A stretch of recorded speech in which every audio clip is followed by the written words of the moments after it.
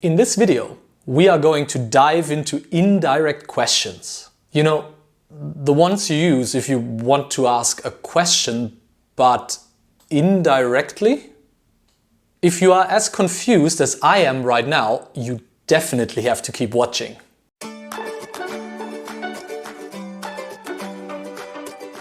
Hi and welcome to Teacher Phil, where I help people like you improve their English. Imagine you are in a new city and you want to ask somebody in the street for directions. Check out these two questions and think about which one is more appropriate and polite. If you would say that the first question is better, then I think you are a really rude person and you should just stop watching right now. No, I'm just joking.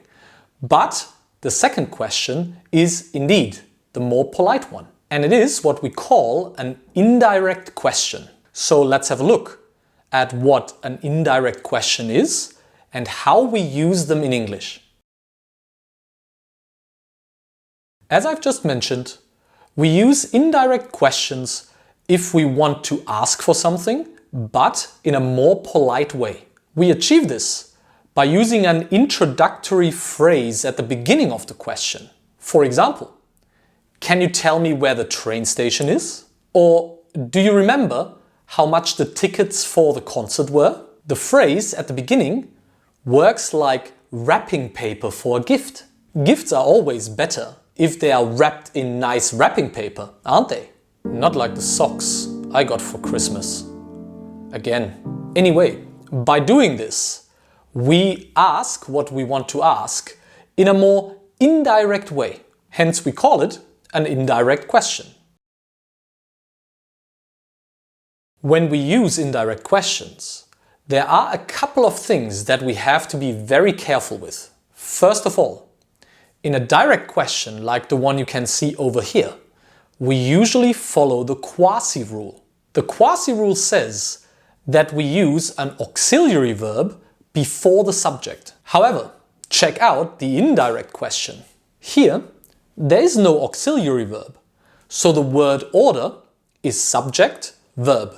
This is true for the present simple and the past simple, where we don't use the auxiliary verbs do, does or did, but rather the present simple or the past simple form of the main verb.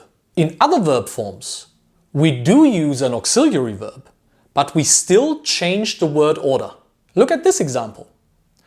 It is a question using the present perfect. Once again, in the direct question, we use auxiliary verb plus subject, but in the indirect question, we use subject plus verb.